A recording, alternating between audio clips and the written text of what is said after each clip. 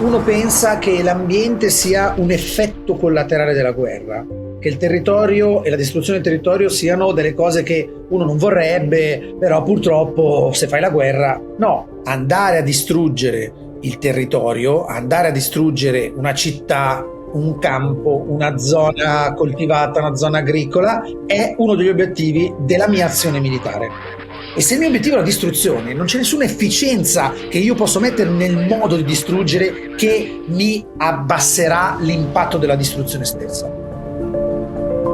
Non è che è scomparso l'innalzamento degli oceani, il riscaldamento climatico e tutto il danno che questo può provocare e i conflitti nuovi che questo può scatenare, ma tutto ciò è vero, ma purtroppo non cancella i vecchi conflitti, le vecchie cause di guerra, le vecchie ambizioni, e io non credo che gli esseri umani possano diventare qualcosa di diverso da quello che sono. Le due vere minacce esistenziali per l'umanità, cioè minacce che possono definire se l'umanità potrà ancora rimanere a vivere su questo pianeta, sono le armi nucleari, in un certo senso come il vertice della militarizzazione, e la crisi climatica. A me francamente che l'umanità sopravviva al sicuro in un mondo governato da Putin, da Netanyahu o da Trump non me ne frega proprio niente.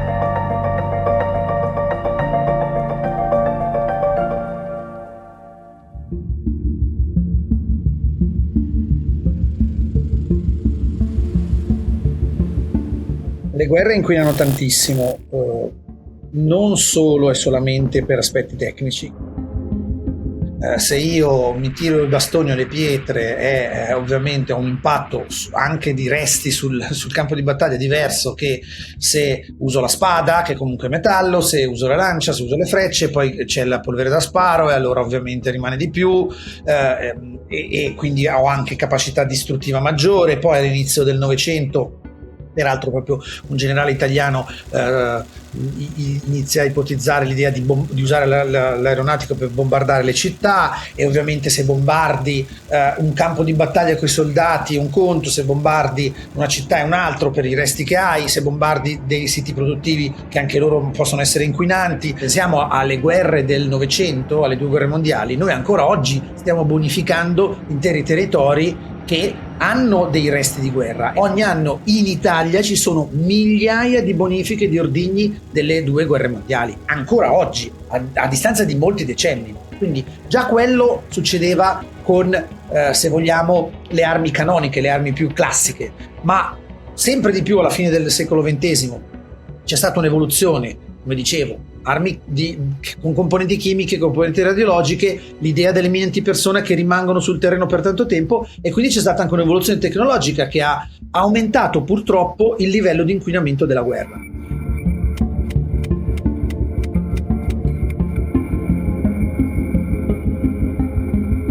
Lo spartiacque vero, se vogliamo simbolico, sono state 80 anni fa le bombe atomiche di Hiroshima e Nagasaki, perché se ci pensiamo bene le bombe atomiche e poi gli ordigni nucleari sono i primi ordigni della storia militare che fanno più morti dopo il loro utilizzo e non durante il loro utilizzo, perché con le radiazioni dopo, con gli eventuali impatti di inverno nucleare ancora successivamente. Quindi c'è da un lato chiaramente un'evoluzione tecnologica, perché un cavallo inquina di meno che un carro armato o un cacciabombardiere. Per molti tempi negli ultimi decenni gli eserciti hanno pensato di sviluppare una linea green di armi. Cerchiamo di consumare di meno, mettiamo i pannelli solari sopra le caserme, cerchiamo di sviluppare addirittura questo un carburante che sia più verde. Addirittura qualcuno a un certo punto ha cercato di ipotizzare la pallottola biodegradabile. Cioè ti ammazzo ma poi non rimane niente di inquinamento, no? Tanto per capire anche l'estremo, se vogliamo, di follia ideale che c'è dietro questa cosa. Però non è solo quello. Lì se l'obiettivo è distruttivo, se l'obiettivo è vincere, non mi interessa cosa faccio, non mi interessa quanto inquino, non mi interessa quanto uccido peraltro. Cioè diventa veramente qualcosa che punta alla distruzione totale. E allora è chiaro che anche un drone che singolarmente potrebbe essere visto come un passo in meno rispetto alla singola potenza inquinante o potenzialità inquinante, se vogliamo, del sistema d'arma, se poi viene dispiegato in decine di migliaia di esemplari e viene mandato sulle città, distrugge le case, distrugge i luoghi di produzione e quindi di conseguenza aumenta quell'inquinamento, è chiaro che ha molto più potere, tra virgolette, inquinante di un carro armato che sta sulla linea del fronte, si spara con altri carri armati, ma la cui portata rimane circoscritta a quel luogo, a quella battaglia. Invece si estremizza l'idea, che era già novecentesca, del colpire le città avversarie, del colpire tutto il territorio, addirittura pensiamo al caso della guerra tra Ucraina e Russia, del bombardare delle dighe affinché queste dighe poi facciano uscire, non contengano più un fiume, lo facciano uscire, quindi un disastro ecosistemico che è indiretto, se vogliamo, ma causato apposta indirettamente. È chiaro che noi stiamo arrivando a un livello di impatto sull'ambiente molto più alto della precedenza.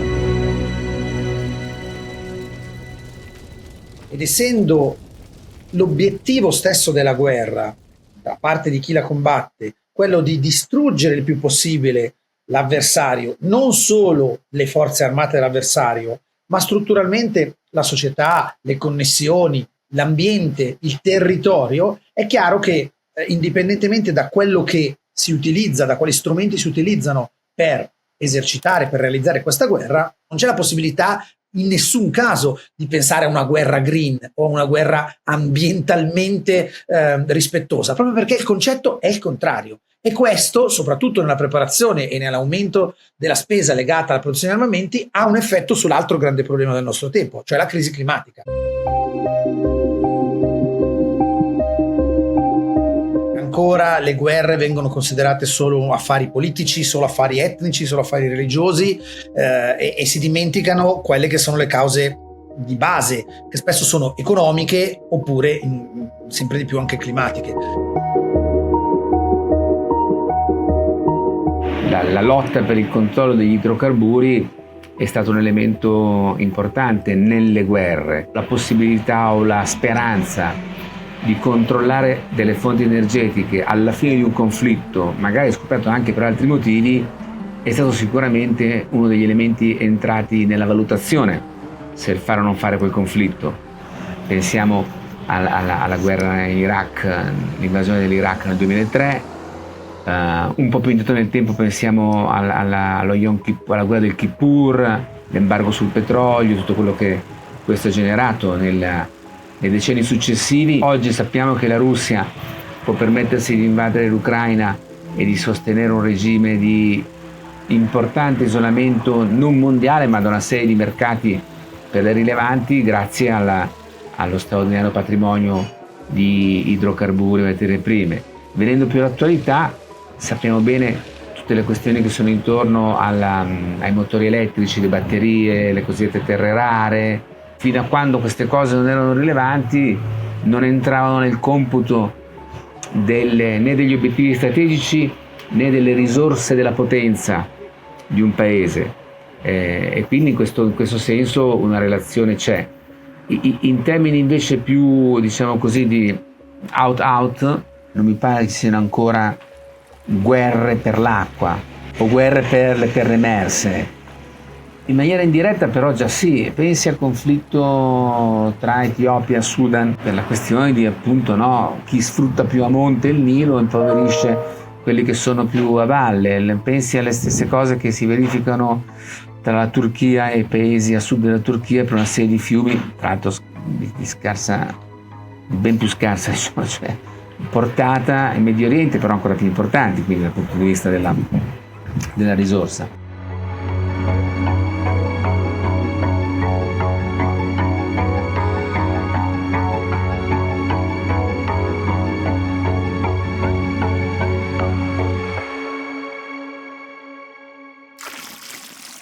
Già oggi si stima che il numero di sfollati ambientali nel mondo sia pari al numero di sfollati per guerra nel mondo, cioè il peso anche di numero di persone che è legato a queste situazioni è diventato ormai impossibile da ignorare. Nel momento in cui dovessimo immaginare un innalzamento del livello dei mari, probabilmente ci sarebbero popolazioni che dovrebbero spostarsi. Se lei considera che la stragrande maggioranza della popolazione terrestre vive a una distanza di 100 km dalla costa, capisce che il salire del livello dei mari crea una serie di problemi potenzialmente distruttivi anche in termini bellici. In termini apparentemente, ma solo apparentemente meno drammatici, pensi alla riapertura delle rotte artiche, a come questo stia portando a una militarizzazione del polo, iniziata soprattutto dai russi, perché la Russia è il paese che più confina con i poli e che ha capacità militari importanti, oltre ad avere una concezione più imperialista di altri, ma adesso vediamo cosa fa Trump con Canada e la Groenlandia, perché insomma, come vede, nulla è irreversibile purtroppo nella storia umana.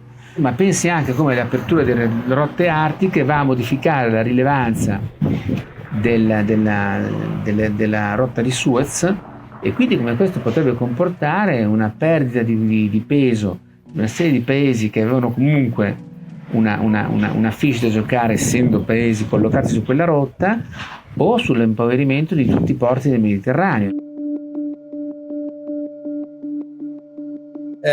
C'è anche il fatto che sempre di più le analisi serie dimostrano che i paesi più vulnerabili dal punto di vista ecologico sono anche paesi in cui è presente una violenza strutturale o un conflitto, e viceversa. I paesi che sono in conflitto e hanno violenza strutturale non sono in grado di gestire quelle che sono minacce ecologiche, e quindi l'impatto delle minacce ecologiche stesse è molto maggiore, perché la minaccia ecologica ce l'ha anche l'Italia, però ha gli strumenti per cercare di gestirla in qualche modo, o per gestire gli impatti, no? Le alluvioni le abbiamo viste anche nel nostro paese. È chiaro che se tu sei invece in un contesto di conflitto, dove già le risorse sono tutte destinate alla spesa militare, all'arma, alla distruzione, che quindi impedisce qualsiasi forma di sostegno, aiuto alla popolazione, e impedisce qualsiasi forma di prevenzione del disastro, perché tu non hai le risorse, ma non pensi nemmeno di costruire delle cose o delle strutture che ti sistemino o ti aiutino su questo disastro.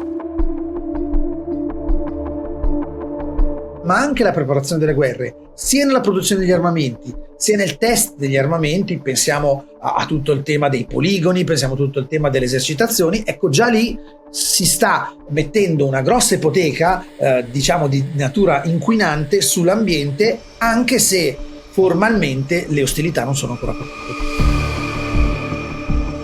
In questo momento possiamo vedere come la necessità di trovare risorse per tornare a garantirsi un orizzonte di sicurezza che non sembrava essere così tanto minacciato negli anni passati può produrre un rallentamento negli investimenti in green economy, o può addirittura fare ricalcolare il bilancio costi-benefici nell'andare più velocemente o più decisamente o più esclusivamente verso fonti di energia rinnovabile. Ed è ovvio che gli ultimi 3 anni, che hanno caratterizzato uno shift molto forte in narrazione ma anche in scelte politiche e economiche verso il riarmo, questa cosa la acuirà, perché finché si spende un tot di spesa militare e di conseguenza un tot sia di preparazione e gestione degli eserciti, ma soprattutto produzione di armamenti, è un conto. Se questa quota, se questa somma viene aumentata in maniera rilevante, perché noi stiamo parlando di aumenti mai visti, siamo a un livello record per il 2024 di oltre 2.700 miliardi di dollari di spesa militare, siamo a una situazione di più che raddoppio nel giro di 25 anni, e una quota molto forte di queste spese va direttamente nella produzione e nell'acquisto di nuovi sistemi d'arma. Ovvio che se questo succede, e se questa nuova approccio non solo sta impostando per il futuro degli investimenti, ma già adesso sta mettendo in pista delle scelte di militarizzazione, quindi il ritorno alle mine antipersona, il ritorno a un dispiegamento di effettivi di uomini sul territorio, l'idea che ormai la guerra sia una guerra di frizione che dura tanto tempo, per cui ho bisogno di reinvestire su artiglieria, carri armati, ovviamente però sulla missilistica, anche questa è un tipo di comparto molto inquinante anche solo nella preparazione. È chiaro che io mi trovo di fronte a un peggioramento, un deterioramento di questa situazione. La teoria della scienza politica lo spiega con una teoria che ha un nome buffo, insomma, del bidone della spazzatura, che significa che come in un bidone della spazzatura, la spazzatura nuova va sopra la vecchia, Così in termini di politiche pubbliche i problemi che man mano insorgono, gli ultimi che arrivano diventano i primi che devi affrontare e si vanno a stratificare sopra quelli che avevi iniziato a impostare precedentemente. Anche se io credo che in Europa in realtà la questione della necessità della difesa abbia contribuito all'accelerazione di una questione che era da tempo che girava all'interno del dibattito politico e di politica industriale europea. E ormai il nodo è inscindibile, per questo davvero noi parliamo di disarmo climatico, cioè noi non saremo in grado di gestire il pericolo, la minaccia della crisi climatica senza una riconversione alla pace, perché continuare a spingere sul riarmo peggiorerà e peggiora già adesso non solo la crisi climatica in senso stretto, ma anche tutti gli impatti successivi della crisi climatica. E viceversa, non sarà possibile creare un mondo in pace se non gestiremo l'aspetto della crisi climatica, perché è chiaro che anche quello è, come si dice in inglese, un driver, cioè un elemento, un facilitatore delle guerre.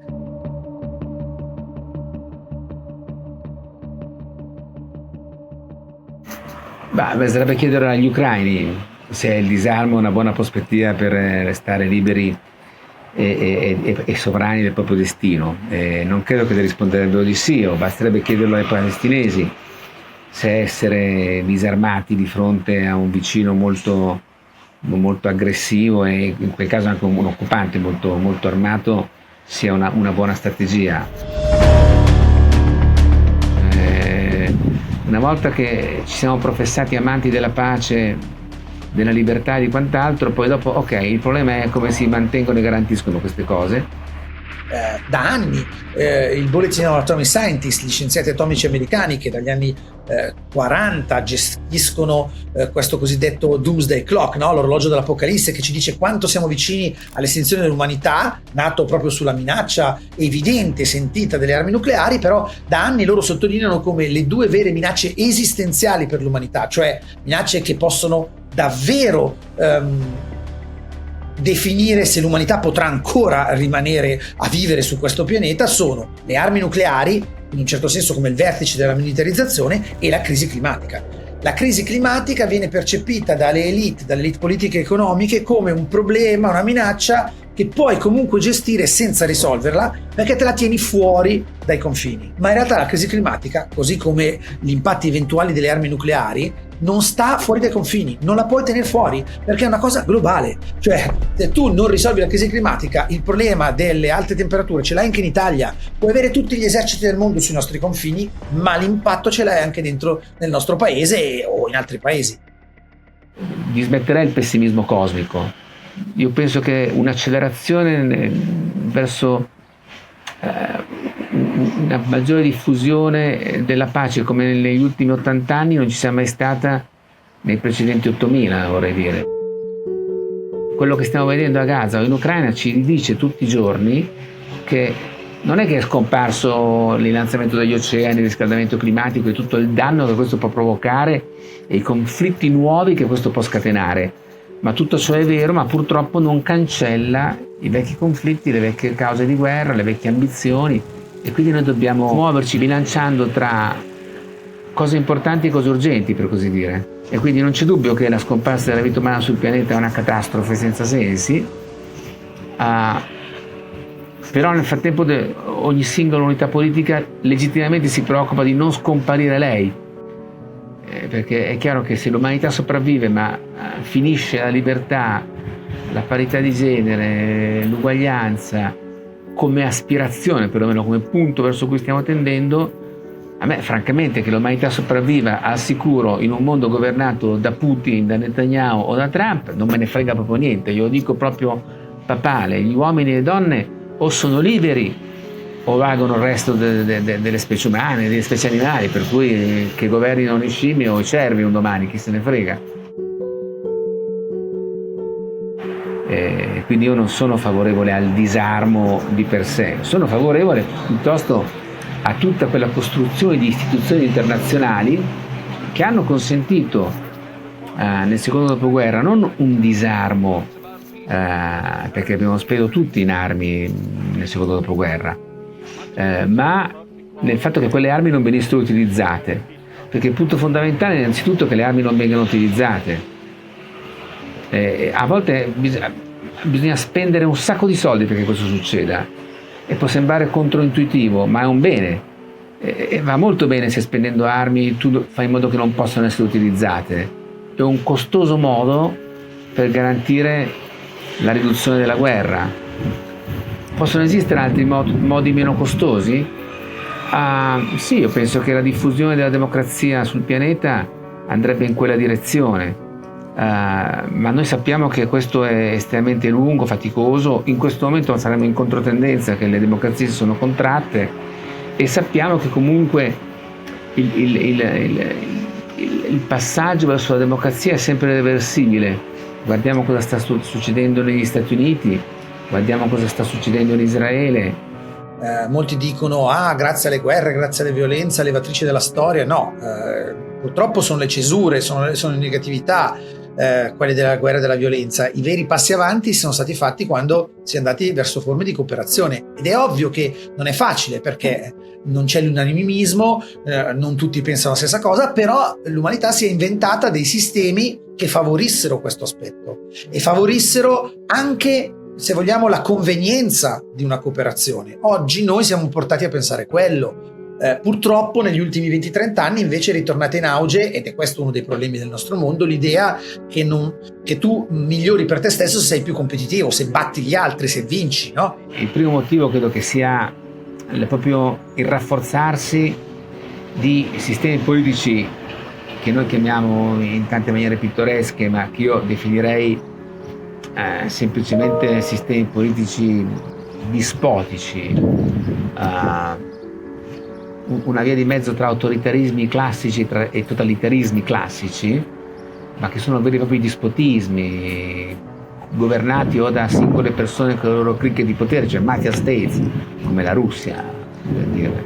Non potete dirne anche altri apparentemente più rispettabili. Non è che l'Arabia Saudita sia governata in una maniera così più elegante.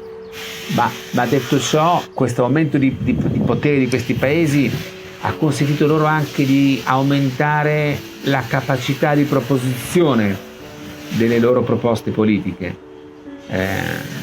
Putin, Xi ci dicono un altro modello è possibile e garantisce di più, guardando al passato in un caso, guardando al più rigido controllo nell'altro.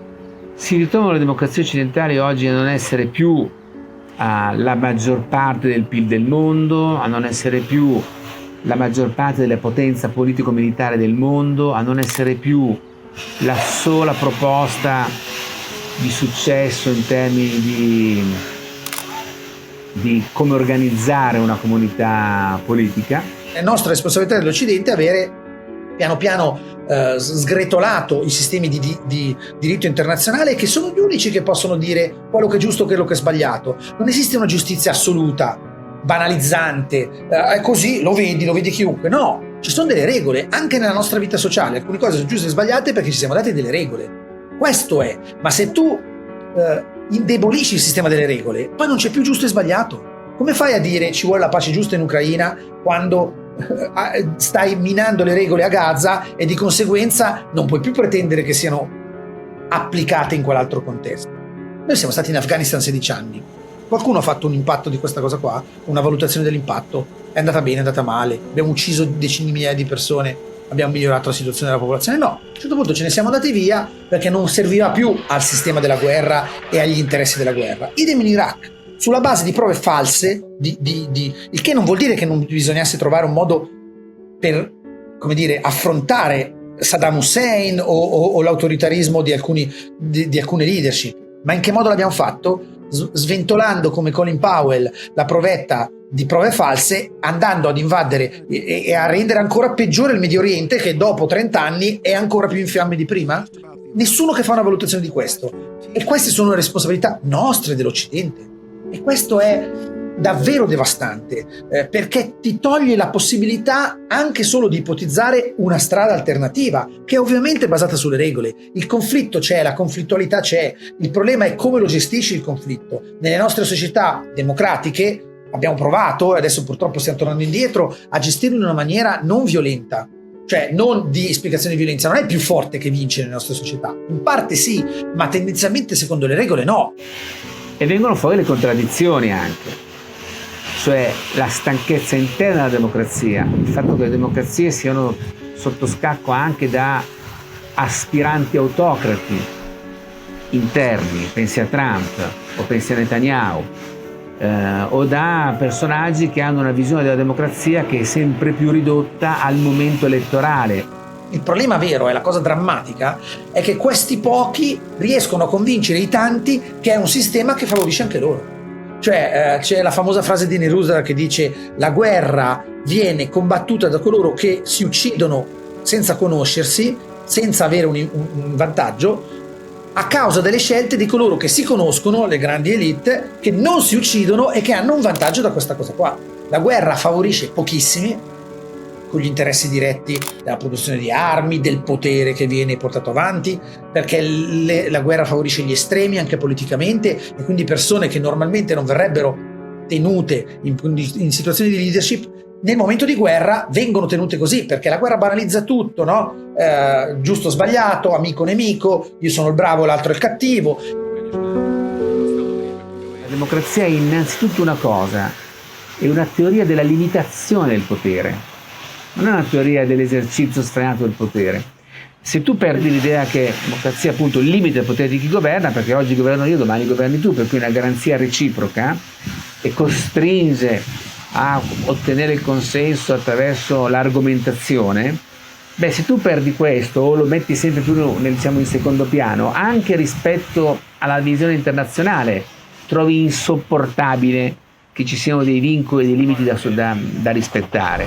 Il che non vuol dire sminuire le colpe degli altri o dire allora Putin è una brava persona. No, però vuol dire darsi una maniera adulta, una maniera seria di affrontare le questioni, distribuire le responsabilità e soprattutto trovare dei sistemi che migliorano anche l'affrontare certi autoritarismi. Persino nel mondo della guerra fredda le istituzioni sono state efficaci a creare quel minimo di fiducia reciproca che consentiva per esempio il controllo degli armamenti, perché per potersi controllare bisogna fidarsi reciprocamente, bisogna poter andare gli uni negli altri e dire cosa stai facendo. Mi spiego? Tutto questo non è per nulla scontato, succede perché ci sono istituzioni che creano i presupposti cioè nel momento in cui ci diamo gli strumenti materiali per poter difendere il primato della legge, per poter difendere lo Stato di diritto, le garanzie della proprietà, la garanzia della libertà, la società aperta, la stabilità dei diritti, sarebbe grave se mentre iniziamo ad avere gli strumenti per poterlo fare meglio, perdiamo lo scopo per cui abbiamo preso quegli strumenti. A un certo punto la guerra ti tocca direttamente se vieni chiamato al fronte, ti tocca indirettamente se c'è un'erosione dell'economia o dell'ambiente, quest'idea mitologica della bella guerra, della bella morte. Ma andiamo invece a analizzarla con razionalità. La guerra è un sistema che distrugge economie, ambienti, persone e vite. La guerra è un sistema che porta vantaggio a pochi, come tutti gli shock di crisi, l'abbiamo visto anche per il Covid, aumenta le disuguaglianze al posto che diminuirle. Dopo ogni shock di crisi i ricchi sono ancora più ricchi, i poveri sono ancora più poveri e molta gente che non si sentiva o non era povera lo diventa. Il punto è il rispetto dello Stato di diritto richiede anche garanzie di carattere militari, ma quelle garanzie di carattere militari sono garanzie rispetto a un fine terzo, che è lo Stato di diritto. Gente che dice un po' di guerra farebbe bene perché raddrizza questi giovani debosciati che non vogliono far niente e che vogliono solo stare bene e godersi la vita. Ma non è l'obiettivo di ciascuno di noi stare bene e godersi la vita? Cioè la guerra deve diventare una cosa per cui fa bene? Ma stiamo scherzando? Ed è ovviamente gente che la guerra non la fa, non la farà mai. Pensiamo e chiudo così, ai film di Hollywood. L'eroe spara e prende sempre il cattivone mentre lui viene solo preso di striscio. La guerra non è così. Non è vero che la guerra è così bella, non è vero che la guerra è così meravigliosa e se tu non lo dici sei considerato un idiota. Non è così, è distruzione, è problematica, è psicologicamente anche impatto in chi la fa e anche in chi la vince. La fine della guerra inizia quando iniziano le persone a sottrarsi al sistema della violenza strutturale, a dire no, io non la faccio, non mi interessa farla, scappo. Questo è il motivo per cui noi aiutiamo gli obiettori russi, gli obiettori bielorussi, gli obiettori ucraini, perché la guerra sta in piedi come sistema di delirio collettivo, di lucido delirio collettivo, di allucinazione collettiva, fino a quando uno dice no, non ci sto.